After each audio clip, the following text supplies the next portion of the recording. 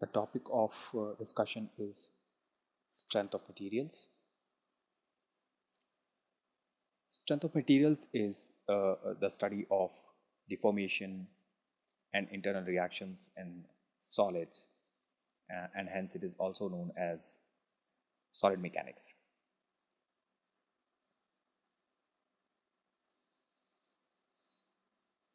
So let's say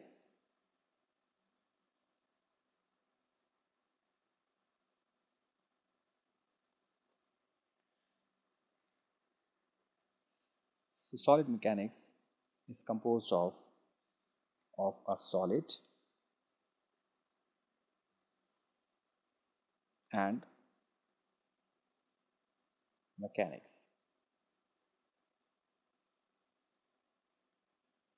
Now, what is a solid?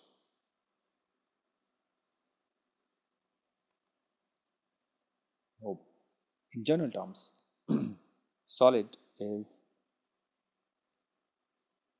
a state of matter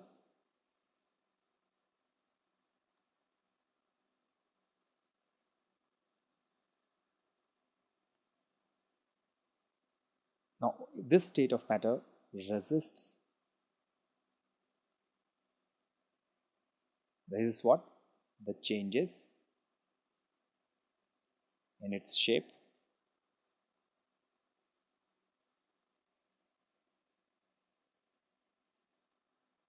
in other words, it cannot flow.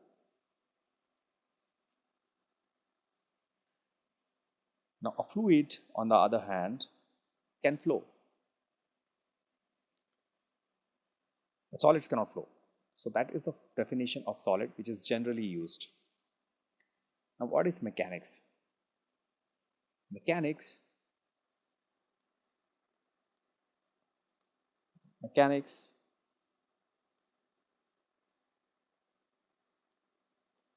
mechanics is the study of motion, essentially. It's the study of motion. Now, this motion can be of anything. It can be of a point particle, or a rigid body, or anything, or a deformable body like what we encounter in real world. But mechanics is the study of motion. It is a study of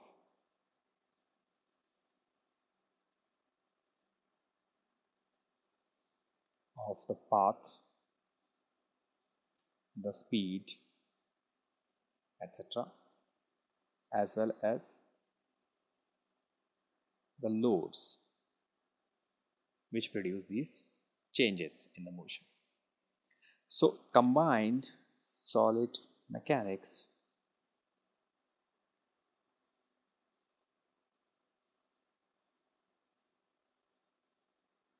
is equal to, or solid and mechanics combined are the studies on the deformation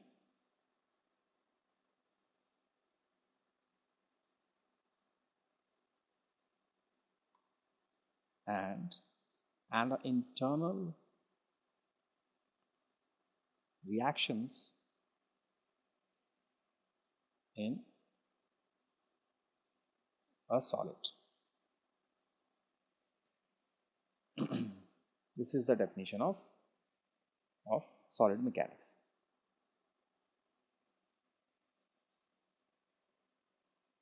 Now, before we go ahead and study the nitty-gritty of the subject, let us understand a few basic concepts which are very much required. The first one is the load. What is a load? Now, load is essentially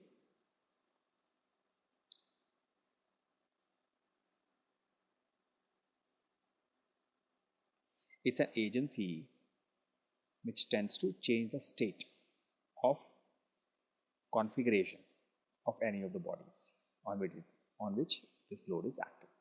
So, load is the agency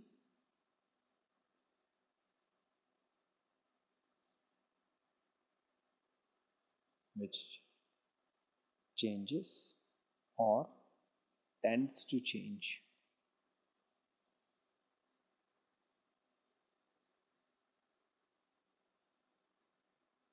the configuration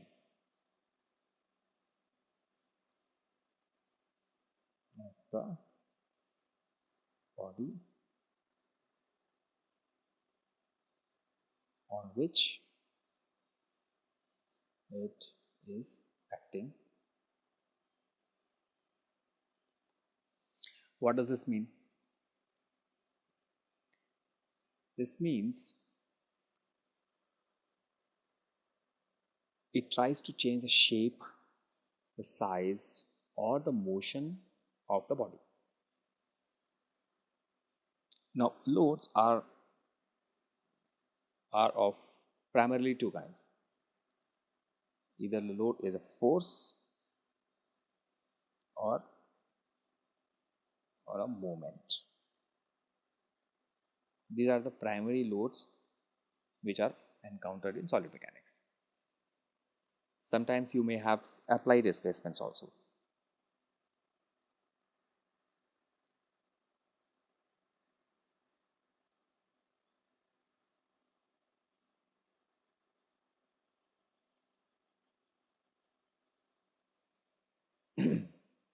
This is the first important concept, that is of the load.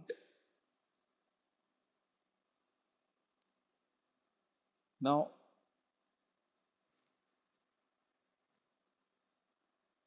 the other important concept is that of a constraint.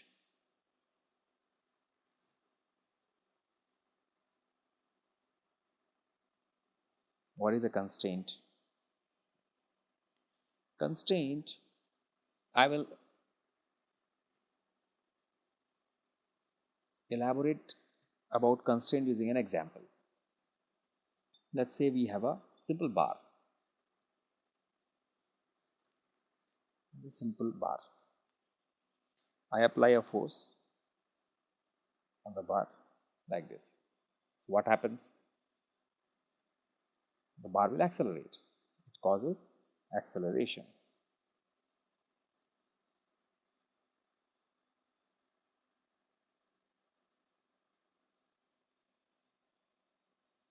Why? Because there is a net force acting on the bar. So by Newton's second law, we know when there is a net force acting, it causes acceleration.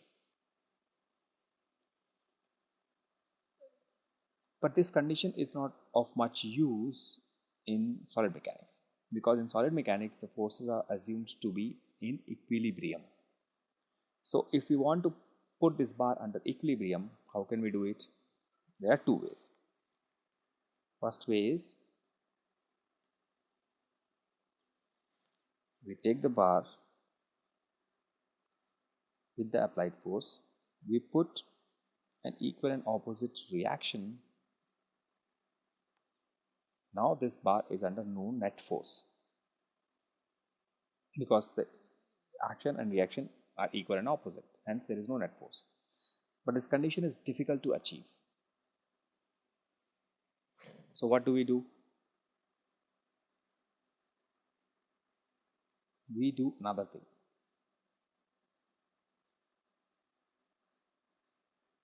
We apply what is known as a constraint. So we take this bar, put the force, and the other end we fix.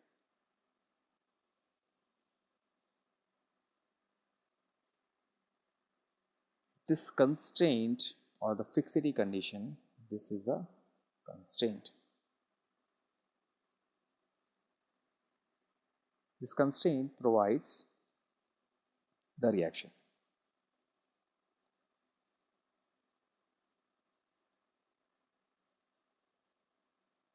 How does it provide the reaction? It provides a reaction by stopping the displacement. Now, this constraint literally also means that it stops the displacement. Hence, if we remove the constraint in this case, and represent the bar along with the reaction which it provides, we know that the reaction will be equal to the applied load. Why? Because the constraint is such that it doesn't allow the displacement. Hence, if the displacement is 0, which means there is no net acceleration also, which means there should be no net force. Hence, the reaction must be equal and opposite to the applied force. Now, this is a simple way of creating what is known as a statically balanced system. So now this is a statically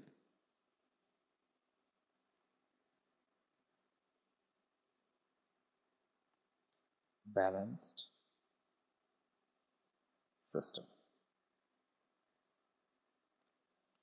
Let us see how we can analyze systems which are statically balanced.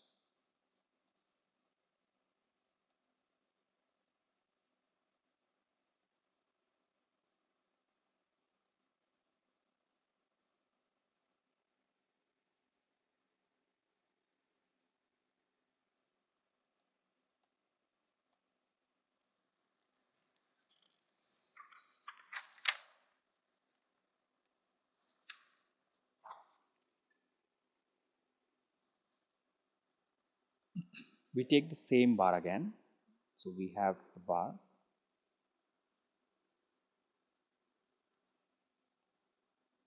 There is an applied force.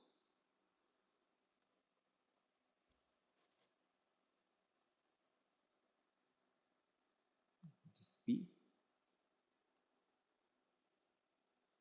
And obviously there is a reaction, which is R.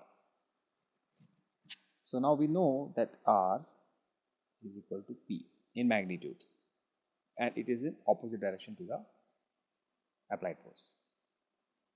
Now let us see what happens if we cut this bar, let's say at the center. So we take the bar,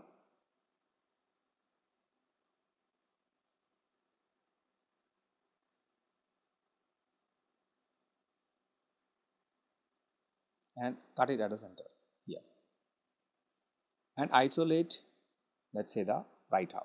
So this is isolated. So if I take the right half and I represent the forces, so I have this applied force P on it, but on the left side I don't have any applied force. Now because the whole bar is under equilibrium, so any part, isolated part of that bar should also be under equilibrium, because no part of the bar is moving, which obviously means that at this end, at the cut section, we should have some reaction occurring.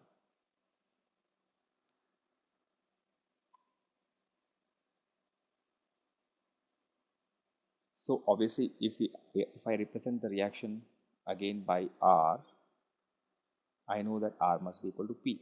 But in this case, there is a difference. This reaction which is occurring on the left hand side here is not a point reaction. It is not a point force. It is distributed uniformly over the whole area. So if I show the bar again, this is the right hand section of the bar. This whole area is under the internal reaction. In other words, it is this whole area which is providing the internal reaction. So this R is actually distributed like this. It is distributed like this. This whole thing is R.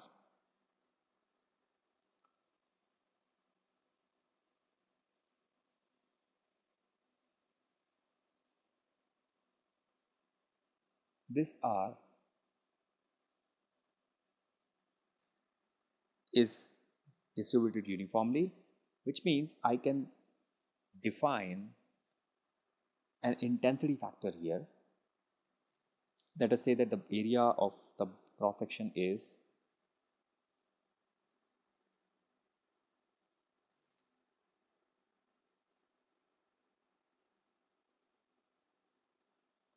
equal to A.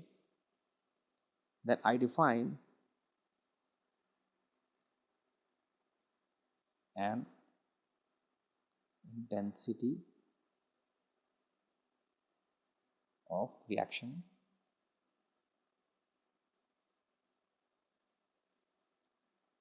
which is defined as a ratio of the two. So I define it as a ratio.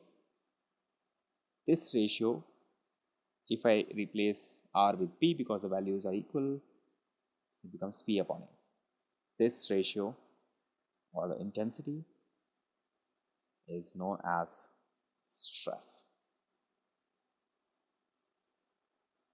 Stress, which is defined as the force occurring per unit area.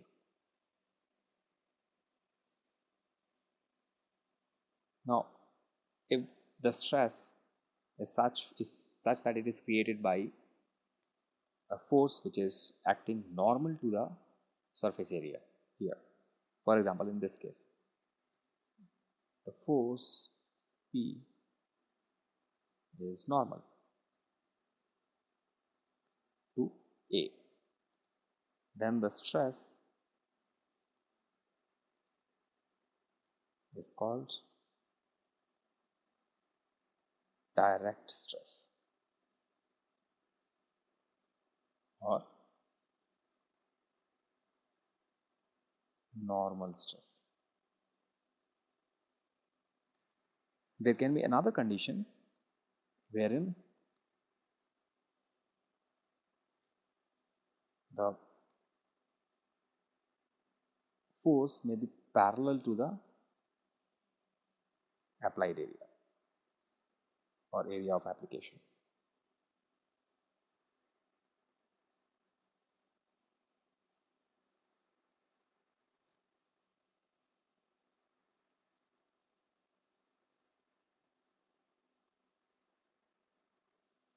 Now, in this case, when the force is parallel to the area, stress is called shear stress.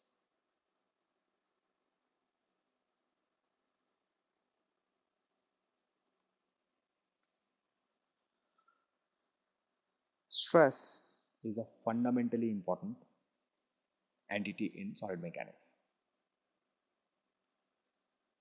It is so important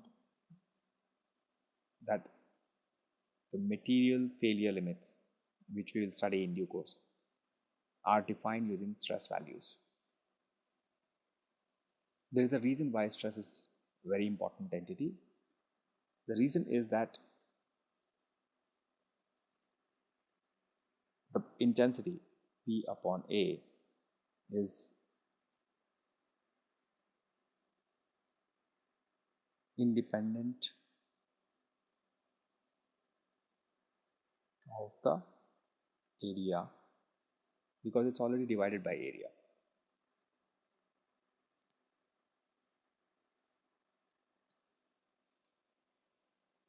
So the intensity, the stress value itself, is independent of the area.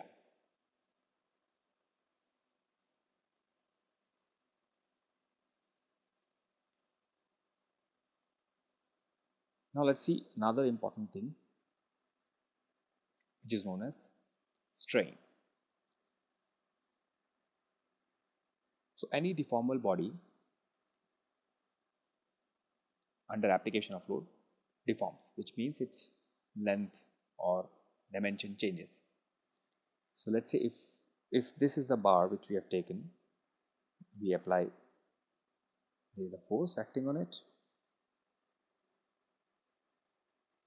P, there is a reaction, there is a length of the bar. Now, the strain is defined as the change in its length over its original length. That is the definition of strain. Because it's a deformable body, so there will be some change in length. In this case, for example, it will stretch, which means its length will increase. In the other case, where the load is applied in the other direction, in opposite direction to it, the length will decrease. The change in length over the original length is called strain.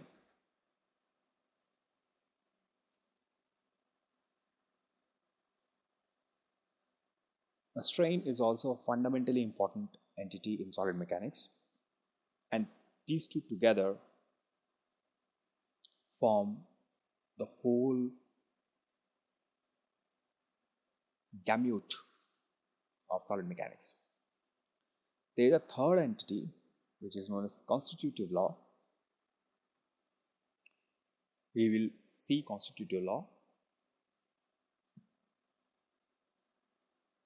in subsequent lectures.